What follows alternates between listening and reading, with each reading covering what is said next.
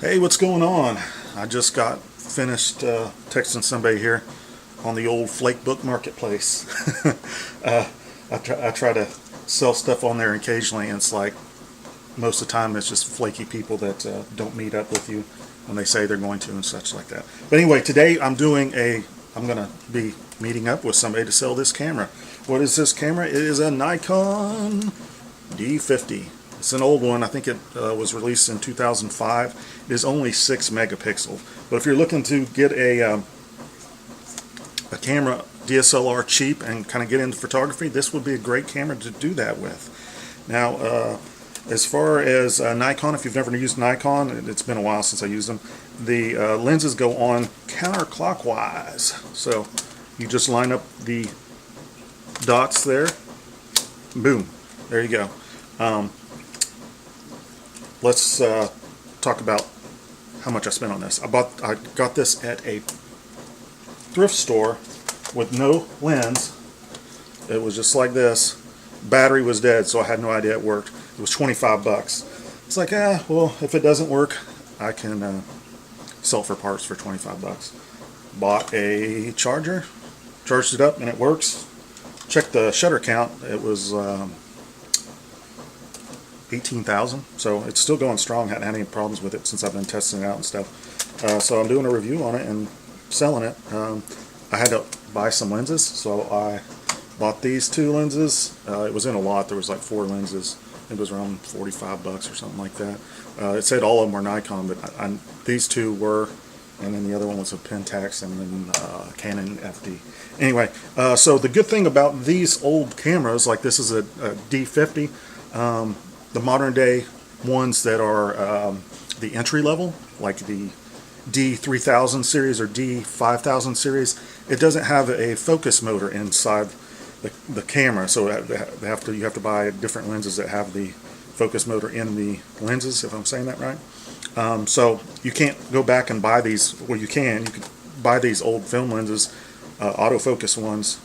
They will not autofocus on those cameras, so you'll have to do all manual focus if you get one of these. But with this, any of these D whatever, just 2 number D50, D60, D70, they'll all have focus motors in there, so you can use these old lenses. So that's a good reason why you might want to buy one of these over the new modern day DSLRs from Nikon if you decide to go that way. This one's cool. It's very big and bulky. If you like the feeling of something massive in your hands, you probably like this. It gives you a more sense of power or something. It's a very solid construction. It's got a top LCD screen. You see there. Now, once I charge this thing up, one of the very cool things about this battery is a beast. I've been shooting it. I haven't had to recharge it at all. It's a fairly large battery, but the battery life on this is really, really good, especially for an older camera. Now, this is one of the sucky things about this, is this, you see that? This back LCD screen thing sucks. I have the highlight thing on. It's really hard after you shoot an image to actually see what you're getting. You have to wait until you get home on your computer to actually see if it's in focus or not. I'll upload some of these images here at the end of the video so you can check out the actual image quality of this. So the 2 lenses I did get, these are quad array. Normally I do not recommend quad array, but these are decent lenses. These are solidly constructed. A lot of times I get these are broken, but these particular 2 seem pretty good quality. Autofocus is pretty fast. I guess I could do that. It's kind of dark in here, so this is in my basement, so we'll see what this sounds like if you want to hear the nice buzzy quad array. Or not. Well, it helps if I put it to autofocus. Let's do that again.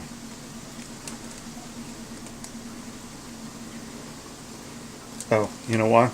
I always forget to tell people this. So on Nikon lenses, I just took this off the camera. You have to be up there. It had an error on there. You have to put it on F22 for it to actually access the the aperture on the camera. If not, it will error out and won't focus or anything. So here we go. Here's the buzziness. You see that? It wasn't too bad. There you go. That's the autofocus on this. So what else? Like I said, 6 megapixels. Up here on the top, you can see the dial here. It's got all the scene modes. You know, auto, manual, aperture priority, shutter priority. Got everything that you would think you would have on a DSLR. It's got all that built in. Pop-up flash.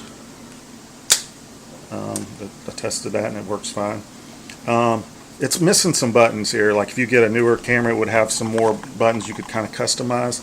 This one doesn't have that, but it does have most of your buttons. Like to adjust the ISO, you have to hold in this button right here and then turn the knob up here, and you can see it move. Can you see that? Oh, there on the top. And as far as the ISO, it has ISO is 200, 400, 800, and 1600. I would not recommend them using 1600 because this is an older camera. It'll be extremely grainy, so try to keep it in the 2 and 400 ISO for the best image quality on your photos. If you have any questions about this, just leave a comment below, ask me a question. I'll be happy to try to answer it for you. But yeah, this is a solid little camera. I do recommend it. You could usually find it with one lens for around $100, maybe more. Yeah. Thanks for watching. Go ahead and subscribe if you hadn't. There's a little bell icon. You could click on that and it will give you notification whenever I upload videos. Thanks for watching.